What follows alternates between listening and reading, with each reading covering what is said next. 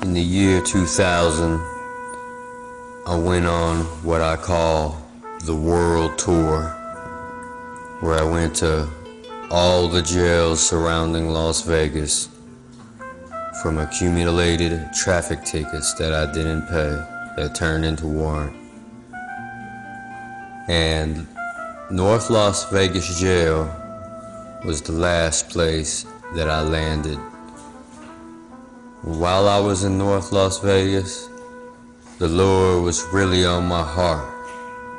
So upon getting there, I asked the jail guard for a Bible, and he came back with the New Testament and Psalms Bible, put it in my top pocket, and read it before bed.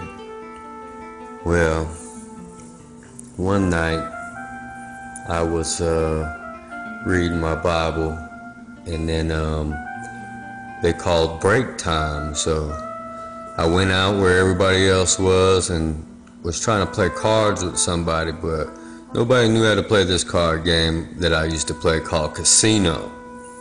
So I went around asking people, no one knew how to play it. I look across the jail and I see this brother sitting in the corner playing cards by himself. So I walk over to him and I asked him, hey brother, you know how to play Casino? And he was like, yeah, I know how to play Casino. Have a seat. So I sat down next to him and he was like, are you still having those nightmares? And I got some chills down my back, and I looked at him and I said, what you mean? Those nightmares. And at that moment, I had so many chills running down my spine. The hair on my arms was standing up, because the night before, this night here, before we went to bed, the night before, I was reading Revelations in my Bible in bed before I went to sleep. And, well, I started dreaming that I was looking at a green pasture, and I was looking around, and I turned around and I saw this like a log cabin style house, sitting in a real green pasture. And this house had big windows in the front and trees all around. And I looked and I saw my best friend who was killed. And he took me by my shoulder and started walking with me and showing me his house in heaven. So I'm looking, and he asked me to come in, and I came inside, and now I'm looking around his house, and his house don't have no furniture. It's just marble or gold floor, really shiny gold floor and windows. And we were standing there staring out his window, and he had his hand on my shoulder, and I remember I was crying and I was weeping, and he kept telling me that he's all right. This is where he's at. This is where he's at. Don't worry about nothing.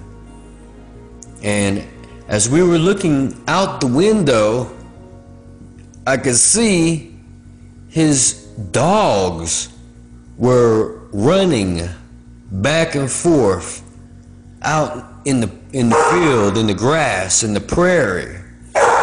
And they were happy, like they were living in harmony and running, and and I saw this wooden log fence all the way off in the distance.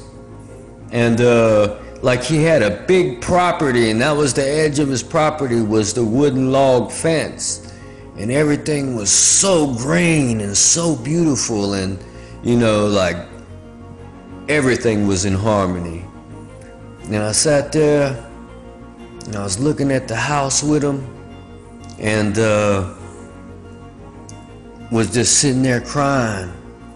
And then all of a sudden I kind of faded out of where I was and started going down this hallway.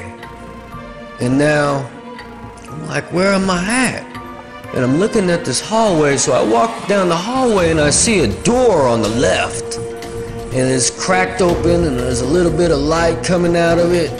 And I'm like walking towards the door. I'm like, let me see what's inside. So I open the door, and I'm looking at this room with a mattress in the middle of the floor. And at the foot end of the bed, there was two kids, a little boy and a little girl, were sitting at the edge of the bed. And they, as if they were watching TV, they were watching a mirror that was set in front of them on the ground, like someone pulled it off the dresser and set it on the ground. And they were sitting in front of the mirror, and there was a woman in the mirror, and it looked like she was floating like in water, and she was beautiful. And the kids were interacting with her. Then I noticed she looked at me and realized I was there. And she was like, come here, come in here with me, come with me. And I was like, oh man, I started thinking about scary movies and things, and that's the type of stuff that go through my mind when I see something evil. The mirror on the wall, all that stuff. Like, I leave that alone, but this woman was in this mirror and trying to get me to come in, and I turned around and the kids was gone. And I looked back and she was still there. So I backed out of the room and I was like, oh, I gotta get away. And I started running back up the hallway. And man, when I got to the end of the hall, I was in a living room. And I was surrounded by people in the middle of like a funeral. And there was a funeral going on, and there's people crying and mourning, and women and children and old people, and elderly people, excuse me. But I was in a funeral and I was trying to figure out whose funeral is this, and you know, it looked like the people were Latino having a funeral, and I was just looking around and everyone had scary looks on their faces. And I wound up running out of the house, and I ran all the way out and turned around and looked at the house, and lo and behold, it was one of my really good friends' houses I was standing in front of looking out. And I just remember like waking up and thinking, man, I just saw a woman in the mirror trying to get me to come into the mirror with her. I'm glad that I didn't go in there. Man. Now, getting back to the guy I was playing cards with. Now, I'm sitting there and he's asking me, are you still having those nightmares? So, right away, I'm thinking about the visions that I just had the night before. But that's not what he was talking about. He was talking about something a little bit deeper. Since I was a kid, I've been suffering from sleep paralysis. And, you know, it had always messed with me, and I never knew how to get rid of it until I went to jail. And I looked at him and was like, what do you mean? He said, well, are you still getting held down in your sleep? And I said, yeah, how you know that? It's like, I know a lot of things, or I know a few things, is what he said. And then he was like, well, let me tell you something, brother. There's only one way for you to fight them. And I looked at him, I was like, please tell me how. And I knew there was something special about this brother. He had a real angelic presence about him. But he said, he looked at me dead in my eyes, and he said, brother, you have to say the name of Jesus off the tip of your tongue while you're sleeping. That's the key. So I said, well, it makes sense, because I remember one time being held down in my sleep. They lifted me up and started walking me in a circle. I was floating almost, and I got to the bottom of the bed as they were walking me in a circle, and I felt like I was gonna fall, and I said, Jesus, and I was right back in the middle of my bed. I was telling him this. So he's like, brother, listen to me. You have to say the name of Jesus Christ off the tip of your lips. But listen to me. They're going to make it hard for you. And I was like, they're going to make it hard for me? What you mean? And all of a sudden, jail guard called lights out. So we had to go back to our bunks, and I said, man, I'm gonna talk to you tomorrow and stuff. And I went back to my bunk, and I laid there pondering, wondering who this brother was. This is like a superhero or something. But I woke up in the morning, Breakfast time, 4:30 a.m. I'm looking around the building. I don't see the brother anywhere. So I'm like, sitting down, I'm like, did you guys see me playing cards with somebody over there last night? And the only guy that really was paying attention to me was like, you was over there playing cards by yourself. And I was like, nah, I was over there talking to somebody. So I asked the guard, I said, guard, did you guys release anybody last night? And the guard was like, nope, we don't release anybody till about, I think he said after 8 or 9 a.m. And I was like, man, hold on. I was in here talking to somebody and playing cards with them all night long until they called lights out. And then I wake up in the morning and he's nowhere to be found. He was an angel and he was gone. And I was like, man, that was crazy. And so like ever since then I started really believing in angels and things, you know. I know that God had sent him to me to tell me how to fight this evil spirits that I've been fighting since I was a kid. And that brother, he said, man, listen, you have demons riding you.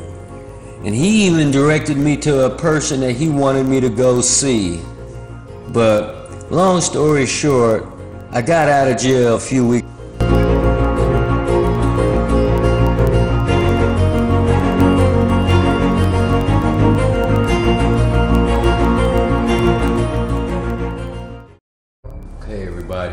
This is where the movie ends and things get serious, because I really want you to understand that I didn't create this movie to get the best editor award on YouTube or anything like that. Let me get down to the whole reason why I wanted to make this movie. Now,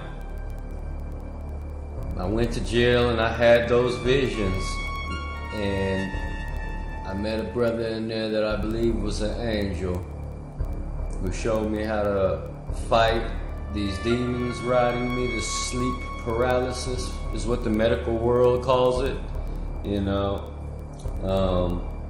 God sent that angel. It might have been God. It might have been my best friend that got killed, that showed me his house in heaven, you know. But what I want to tell you, I want to finish the rest of the story up close and personal with you, so you can really, really understand and really feel how serious this is. This is not a game. This is not a joke. You know, there's spirits out here that are trying to kill the saints, trying to kill the prophets of God, and it's a Jezebel spirit. Okay, so I'm gonna start by telling you how it all manifested and how my vision came to reality. Okay, so I get out of North Las Vegas jail, and about 2 weeks later, only that's it, 2 weeks, I had to stop for some gas in a gas station. And I went in, paid for my gas. And another thing about this, y'all, is back in 2000, you know what I'm saying? I was a little more than a player, if you know what I mean. You know what I mean? I always believed in God. I always knew God was real, but you know, I was lost in the world, young and crazy, doing all types of things to make money and to get the girls, you know what I mean? So this time I was in a lot of, I wouldn't say competition with my other peoples But you know, it was a big game going on and stuff, you know. So we were always trying to knock and trying to holler at the girls, you know. That's what we were doing at that time. So 2 weeks after I get out, I'm getting gas at this gas station, and I go in and I meet this girl. Okay, I didn't think much of my vision at the time. I just know I met a very pretty girl that was actually working at this little store. And long story short, I spit my little lines at her and wound up hanging out with her after she got off work. So I go to her house and, you know, we hang out, kind of like fall in love somewhat, you know what I mean? You know? And about a month, maybe a month and a half, excuse me for lagging so much, about a month and a half later, I moved in with the girl. Okay? I moved in with this girl and wanted there all the time and stuff, you know, and I would watch this girl, you know, she started off cool, but then I noticed she started drinking a lot and things and was doing some other things, and she started getting real excessive with it. And, you know, even though I lived with her, I still had my mom's house at that time, so I could always go home if I had a problem. But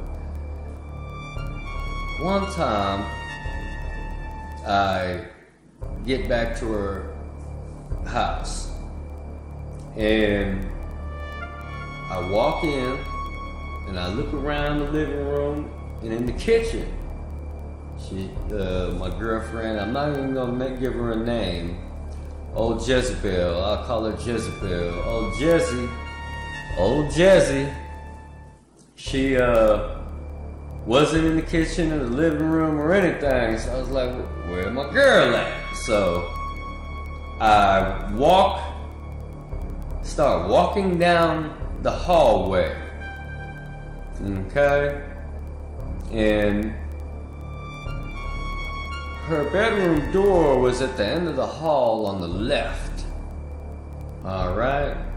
So as I'm walking down the hallway and I see the bedroom door on the left, and a little bit of, it's like early in the morning, so the light just started shining, where everything kind of was pale yellow, you know what I mean?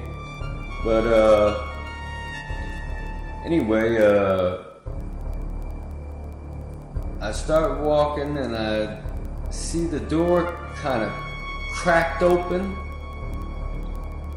and I started realizing that I'm walking into my vision. So before I even hit the door, I said that vision was a bad vision. That vision had a woman in it trying to get me to get into the mirror, and then I left and ran through a funeral, and then I walked out and I was at my friend's house. So what's going on? So I'm walking down the hall. I get to the door. It's cracked open. I peek inside. Lo and behold, she took the mirror off of her dresser and she set it on the wall right there in front of her mattress that was on the floor. But anyway, when I walked in, I saw the mirror sitting up against the wall. And then I saw her sitting on the floor, Same direction as the kids would have been facing looking at that mirror. She's sitting on the floor, and parental discretion is advised, she is playing with herself. So maliciously, so violently, that the white of her eyes was all that was showing. And she had this grin on her mouth, like she was really evil. And she was looking in the mirror, and her face was shaking back and forth like this. And she was eyes wide, rolling into the back of her head. She was playing with herself. And I walked in, and this is real life, y'all. I walk into this girl's house I moved into. You know what I'm saying? I walk in, go down the hall. She's playing with herself. Really possessed like, should I say. And I was like, man. And I hollered her name. Jazzy. And she didn't respond. I said, Jazzy. Still didn't respond. Then I looked behind her. No, I didn't really realize, my bad. I didn't really realize that I was in the vision exactly yet. Until while I was watching her on the floor, I looked from behind her into the mirror, and there she was.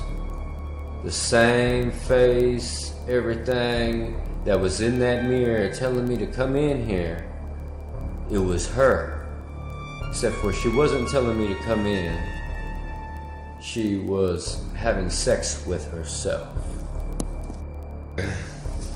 So now I recognize that it's the girl in my vision. She's in the mirror. She's in a trance. She's stuck in the mirror. So what do? The same thing I did in my vision. I got to go. I have to go, okay?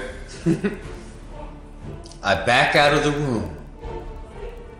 I go down the hall, except I moved in with her halfway, really. I had 2 outfits that I had brought with me to when I moved in, because I really had a shaky feeling about her anyway. I had 2 outfits, and they were in the room next to her room. So I back out. I go into the room next to her, grab my 2 outfits, come out the room, start running for the front door. Lo and behold, guess who's in front of the door naked with a pair of scissors? "Where are you going?" she said. I knew that God showed me that vision for a reason, and I said to myself, I am not going to die in here today in the hands of you, Jezebel. And I looked, there was an ironing board with iron on top of it. And she has scissors in her hands, like, "Where are you going?" You know? And boy, if I didn't grab that iron off that ironing board, I said the B word. B, come 1 step closer to me, and I promise you I will clobber you. And that girl said, "Well, what do you think you're doing?" And she started getting hysterical and even started to act like she was lunging a little bit with them scissors. And as soon as she got close enough, I grabbed her wrist that had the scissors in them, and I grabbed her by her face, and I pushed her all the way across the room into the couch. Opened the door behind me, and I ran out the door. just as God would have it, just as I ran out, I didn't have a car at the time, just as I ran out to the main street, the local bus transit was pulling up. And I jumped right on the bus and went back to my mom's house. Okay? And it don't end there. So I get away from this girl. I go back to my mom's house. Something was going on to where I was like gonna go visit my sister that month. And about a week and a half later, I wound up going to my sister's house. But before that happened, 2 days after I left that girl, she came. I had a car, but it was broken, and I was around 21 at the time, 22. My car was broke down. I had an Eldorado, a 81 Eldorado Baritz with a steel top on it. You know, I had it going on with my little car, but 2 days later, I wasn't at home. My brother called me up at 6 o'clock in the morning. Your car is all smashed up out here. I woke up when I heard the windows crashing, and I looked down there and I seen about 9 or 10 people wearing black running around the car, tearing it up, throwing eggs at it, shanking the tires, breaking the windows. Within the 5 seconds that my brother woke up and was looking down out his window, he seen that happening, and everyone faded off. And I came home and my Cadillac was smashed to bits. And I said, ooh, this demon girl right here. So it was early. I was like, I'm gonna go to 7-Eleven, get me some coffee. I'm gonna come back and clean up this mess and see what I can do. So I wound up getting that car towed. While I was at 7-Eleven, police came by and towed my car. What was crazy, I wasn't even done paying for this car. I was making payments on it. And I wound up getting this guy's car all smashed up, you know, behind this crazy girl. But it don't stop there, y'all. It gets deeper than this, okay? So about a week and a half, 2 weeks later, I'm in the Bay Area visiting my sister, and I'm like, I'm gonna come out there and visit you for a little bit. So I was planning on staying for a month, or if I liked it enough and I established myself, I was gonna move out there. But anyway, long story short, I'm out there, Santa Rosa, California, and I'm in my sister's house. I get a phone call from my uncle in Vegas. He's like, man, you know, he was my homeboy, my uncle. You know, we was doing the same thing I was doing. You know what I'm saying? We were all doing the same thing at the time. But he called me up and was like, man, guess what? And I was like, what? He was like, our boy got with that girl that you was with. And I said, man, what did you just say? He said, man, our boy just got with that girl and stuff, man. I said, man, check this out. He don't know what he's doing right now. He don't know who that girl is or why I left her. But she probably caught up to him on purpose. You know, she's probably trying to get at my friends and stuff, you know. But at that time, like I said, me and my friends were competitive, so, you know, I think he felt like he was kind of, he knocked my girl from me or something, you know? But anyway,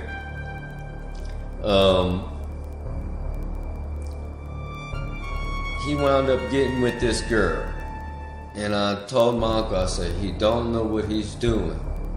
Listen, I jumped out of the devil's shoes, and he just jumped right in them.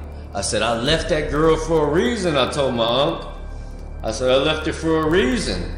I said, I had a vision of her, and I started telling my uncle about my vision, okay? Now, that wasn't it. That happened about a week later. My uncle calls me again. Now, it's going to start to sound like Job when the servants came and told Job what was happening.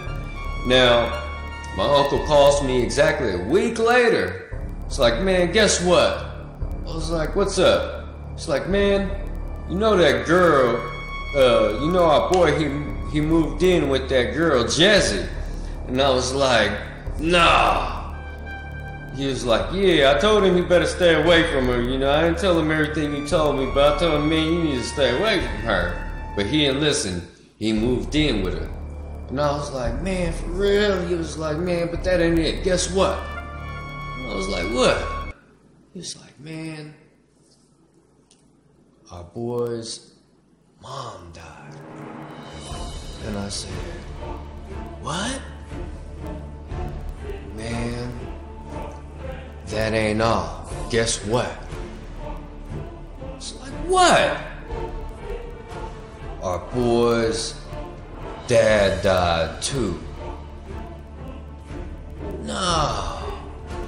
Man, they both died in the same week. And then I was like, man, I gotta figure something out and come back to Vegas and stuff. But man,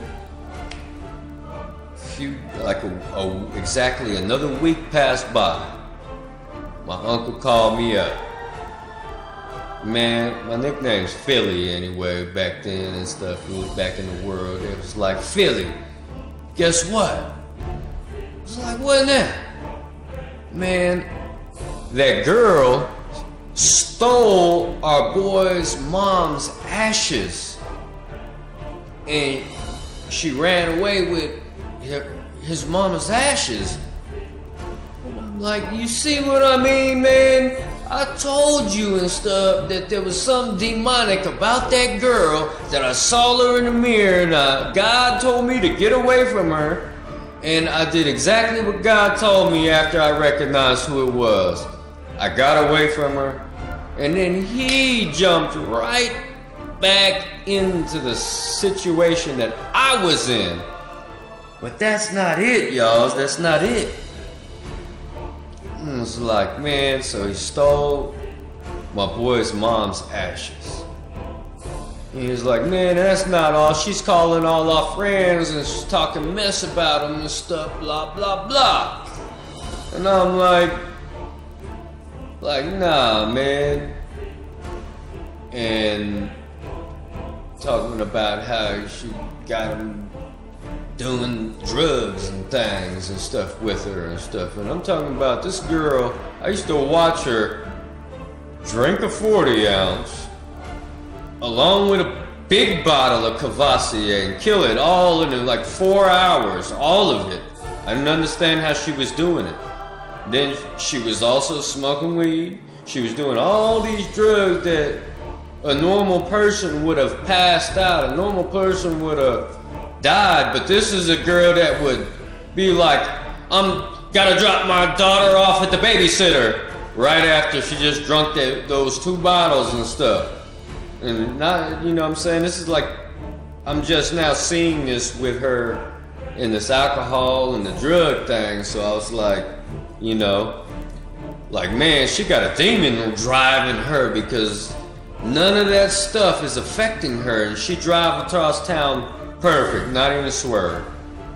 I said, yeah, she's being used. But exactly another week later, y'all, and I'm not lying to you, I'm really telling you the truth here, because you need to hear what these spirits are capable of, you know.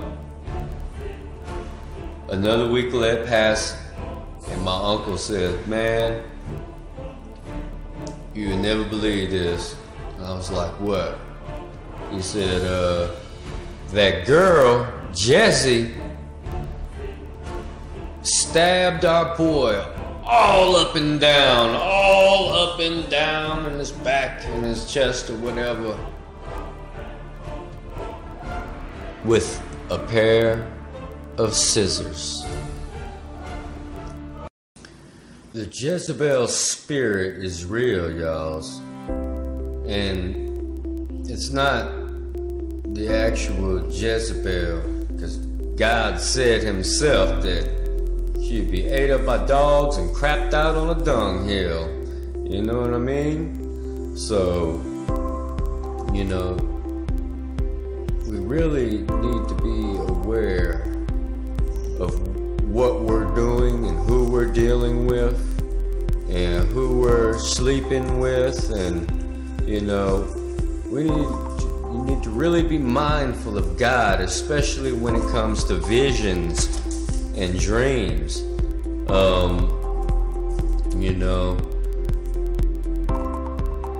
I had to share this video with you because it may help somebody else recognize something, you know, by something that I said, you know. And that was me back in the day. I'm a straight up Christian now, you know what I'm saying? I believe in Jesus Christ with all my heart, you know what I mean? He was raised on the third day, all that, you know. I've been baptized, you know, and after that stuff happened in around 2002, I started really going into church. That's when I started, that's what ran me to church, y'all. The sleep paralysis that been messing with me my whole life. All the answers were coming out of the Bible. So I was like, you know, I need to read this Bible and see what it's talking about. And I started to read the Bible, you know, and I was reading it a little in jail. That's what I'm saying. You know, I was reading that little Bible in jail, and I was seeing other things, like I had visions of the rapture of the whirlwind and stuff, you know, and you know, I had that rapture vision, man, you know, and saw all the things about the whirlwind and the Bible, and you know, the speaking in tongues and things. And please check out my other videos. It's kind of late. I'm a little tired now. You know, I've been working on this video for about a month, but you know, on and off with the time that I have. But you know, I love y'alls out there. You know, really look out for this Jezebel spirit, y'alls. You know, she's manipulative. She'll put you in a dream-like state, like in a trance. You know what I'm saying? And right when you're slipping now, a good thing about this, everybody, is that my friend is still alive today and stuff. But he really learned a tough lesson. I learned a lesson out of it. You know what I mean? But you know, God gave me a vision that saved my life. You know what I'm saying? So maybe you'll have a vision, or maybe you've had a vision that has saved your life. And feel free, if you want to share any of that stuff, you know, you can definitely share it on my channel and let me know. Send me a message, email, however you want to do it, you know. But God bless each and every one of y'all's out there. Keep your eyes out and open. I mean, keep your eyes open. Yeah, I'm getting tired now. God bless everybody. Remember, you're the heads and not the tails. If God could use me, He could use you too. Amen.